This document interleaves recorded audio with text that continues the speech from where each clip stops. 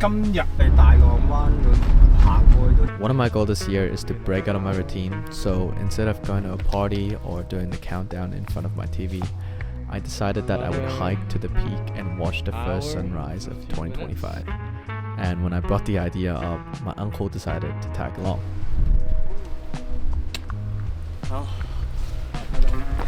Happy New Year. I checked the weather forecast and it seems like it's going to be a cloudy day, so there's a good chance I might not even see the sun at all. But I think with experiences like this, the best thing you can do is just take a leap of faith and hope for the best.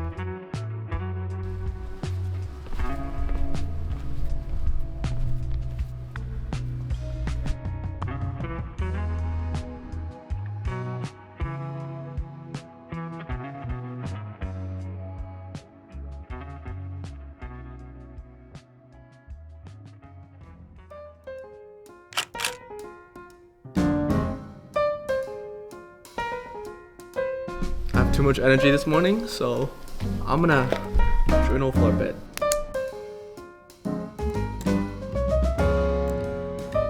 So I wrote down things I want to let go of in 2025 and things I want to gain in 2025. The first thing I want to let go of in 2025 is the desire to learn as a beginner. That's weird because I'm a huge advocate of learning things with an open heart and curiosity, but I found that always trying to approach things thinking that you're a beginner kind of kills your confidence. I never assert myself as someone that's experienced because I see the benefits of being a beginner. But at the same time, if you wanna develop a stronger set of skills, you gotta hold yourself to a higher standard. And I think part of that is slowly building the confidence as you approach things with a curious mind and an open heart. And the second thing I want to let go of in 2025 is being too harsh to myself. I think as a person, I've overcame a lot. I lost both my parents when I was younger, and I think in a lot of ways it put me on this journey of recovery that makes me have slower progress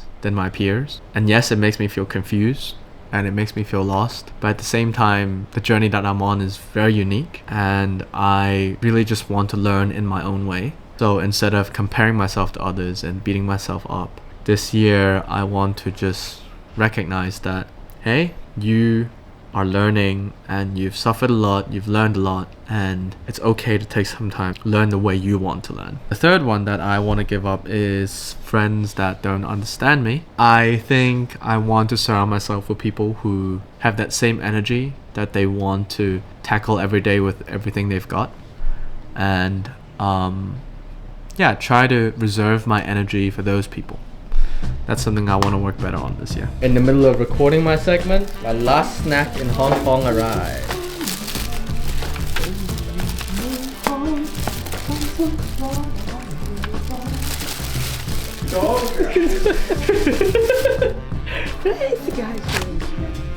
Whoa, do you know what this is, guys? This is one of the best egg tarts in Hong Kong. Look at that. Yeah, look at the Ice lemon coffee. Sounds awful, but I guarantee it's pretty good.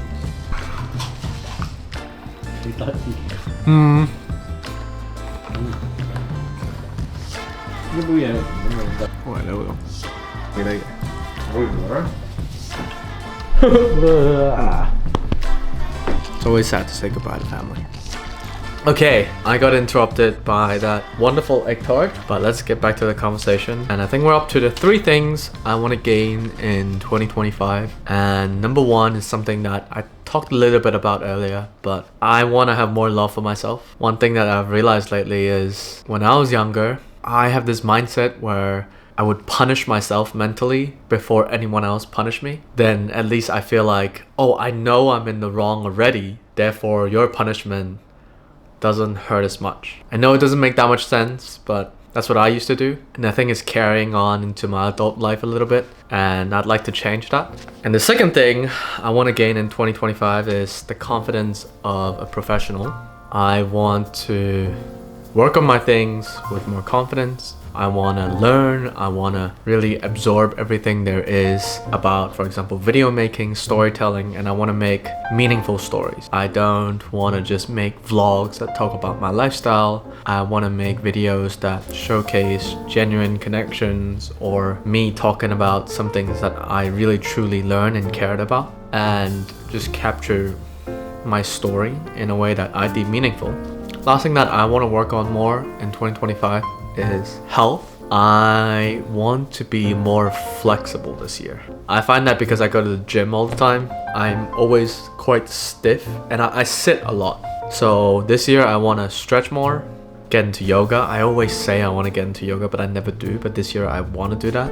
And I want to dance more because I think it'd be cool to be able to bust out some moves, and I think it would just allow me to become this more flowy person, because I believe that your mind is in a lot of ways connected to your body, and I think as I'm freeing up my mind, I'm starting to realize that my body is pretty stiff and I want to work on that, release these tensions that's on my shoulder, and yeah, I'm really excited to do that.